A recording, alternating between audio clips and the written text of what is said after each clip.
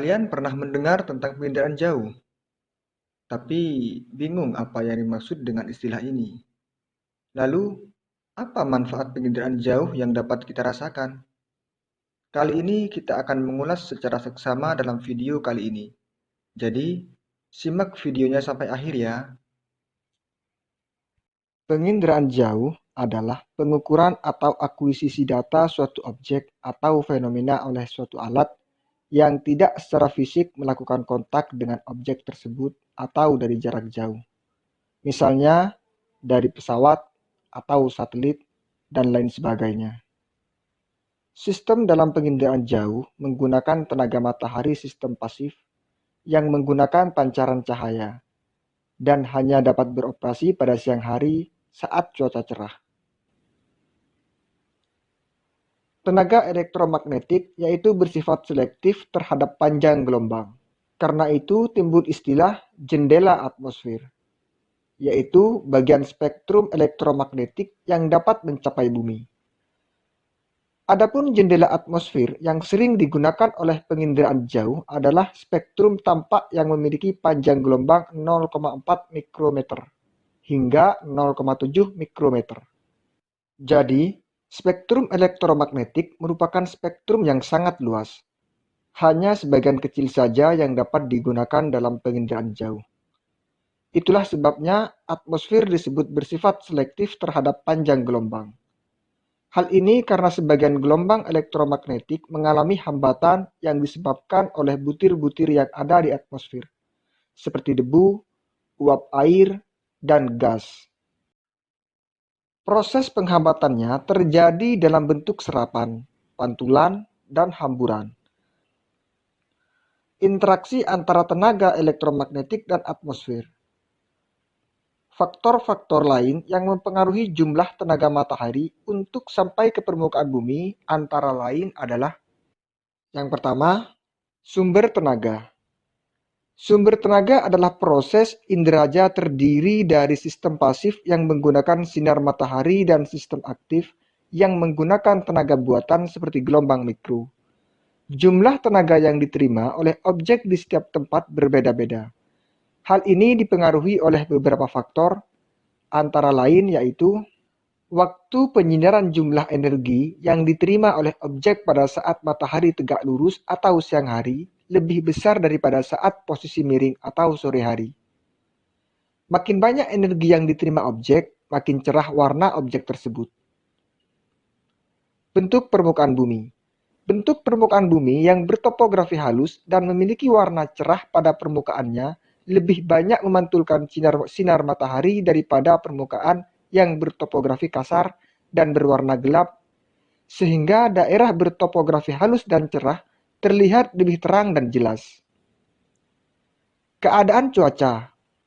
Kondisi cuaca pada saat pemotretan mempengaruhi kemampuan sumber tenaga dalam memancarkan dan memantulkan.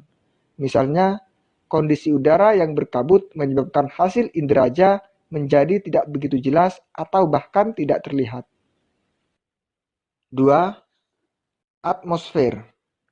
Lapisan udara terdiri atas berbagai jenis gas seperti O2, CO2, nitrogen, hidrogen, dan helium. Molekul-molekul gas yang terdapat di dalam atmosfer tersebut dapat menyerap, memantulkan, dan melewatkan radiasi elektromagnetik. Dalam inderaja, jendela atmosfer adalah bagian spektrum elektromagnetik yang dapat mencapai bumi. Keadaan di atmosfer dapat menjadi penghalang pancaran sumber tenaga yang mencapai ke permukaan bumi. Kondisi cuaca yang berawan menyebabkan sumber tenaga tidak dapat mencapai permukaan bumi. 3. Interaksi antara tenaga dan objek. Interaksi antara tenaga dan objek dapat dilihat dari rona yang dihasilkan oleh foto udara. Tiap-tiap objek memiliki karakteristik yang berbeda dalam memantulkan atau memancarkan tenaga ke sensor. Objek yang mempunyai daya pantul tinggi akan terlihat cerah pada citra. Sedangkan objek berdaya pantul rendah akan terlihat gelap pada citra. Contohnya, permukaan puncak gunung yang tertutup oleh salju yang mempunyai daya pantul tinggi terlihat lebih cerah daripada permukaan puncak gunung yang tertutup oleh lahar dingin. 4. Sensor dan wahana. Sensor merupakan alat pemantau yang dipasang pada wahana, baik pesawat maupun satelit. Sensor dapat dibedakan menjadi dua, yaitu sensor fotografik, merekam objek melalui proses kimiawi. Sensor ini menghasilkan foto. Sensor yang dipasang pada pesawat menghasilkan citra foto atau foto udara. Sensor yang dipasang pada satelit menghasilkan citra satelit atau foto satelit. Dan sensor elektrik bekerja secara elektrik dalam bentuk sinyal. 5. Perolehan data. Ada dua jenis data yang diperoleh dari inderaja, yaitu data manual didapatkan melalui interpretasi citra. Guna melakukan interpretasi citra secara manual, diperlukan alat bantu stereoskop. Stereoskop dapat digunakan untuk melihat objek dalam bentuk 3 dimensi. Dan data numerik digital diperoleh melalui penggunaan perangkat lunak khusus penginderaan jauh yang diterapkan pada komputer. 6. Penggunaan data. Penggunaan data merupakan komponen akhir yang penting dalam sistem inderaja, yaitu orang atau lembaga yang memanfaatkan hasil inderaja. Jika tidak ada pengguna, data inderaja tidak mempunyai manfaat. Data inderaja dapat dipakai di bidang militer, bidang kependudukan, bidang pemetaan, serta bidang meteorologi dan klimatologi. Manfaat penginderaan jauh antara lain adalah pemetaan geologi dan geomorfologi, misalnya eksplorasi mineral dan energi.